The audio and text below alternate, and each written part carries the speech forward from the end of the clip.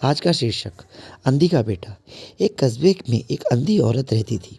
उसका एक बेटा था जिसके पालन पोषण की सारी जिम्मेदारी उसके कंधों पर थी। वह अपने बेटे को पढ़ा लिखा कर एक बहुत बड़ा आदमी बनाना चाहती थी। इसीलिए उसके उसका दाखिला कस्बे के सबसे अच्छे स्कूल में किया। वह दिन रात मेहनत करती ताकि बेटे की स्कूल की फीस दे सके। लड़के के स्कूल के बच्चे उसकी माँ के बारे में जानते थे। वह सब उसे अंधी का बेटा कहकर चिढ़ाते थे। लड़का इससे बहुत परेशान था। उसे अपनी माँ पर शर्म आने लगी थी।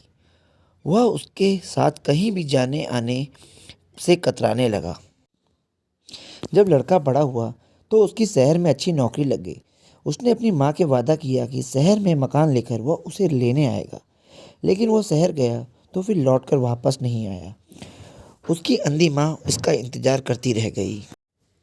कई महीने बीत गए। लड़के की कोई खबर नहीं आई।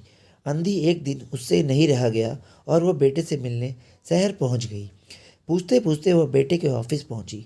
वहां सिक्योरिटी गार्ड ने उसे रोक दिया। अंधी औरत ने गार्ड को अपने बेटे का नाम बताया और बोले कि उससे जाकर कह दो कि गांव से कोई मिलने आया है। गार्ड ने जाकर उसके बेटे को बताया। बेटे ने ऑफिस की खिड़की से देखा तो उसे अपनी माँ गेट के बाहर खड़ी नजर आई।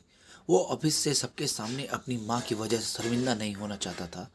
उसने कहलवा दिया कि वो ऑफिस में नहीं है। अंधी औरत वहां से चली गई।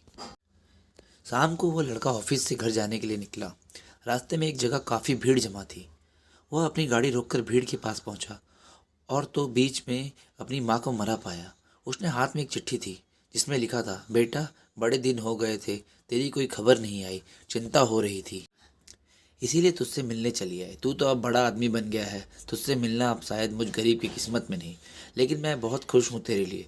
तूने अपना ही नहीं मेरा सपना भी पूरा किया। मलाल है कि तेरी तरक्की देख नहीं सकती। काश बचपन में तेरी आंखों में सरिया ना घुसा होता और मुझे तुम्हें अपनी आंखें ना देनी पड़ी होती, तो तेरी तरक्की अपनी आंखों से देखकर सुकून से मरती। तेरी अंधी माँ ये पढ़कर लड़का फूट फूट कर रोने लगा। जिस अंधी माँ पर उसे शर्म आती थी, उसने उसके लिए कितना बड़ा बलिदान किया था।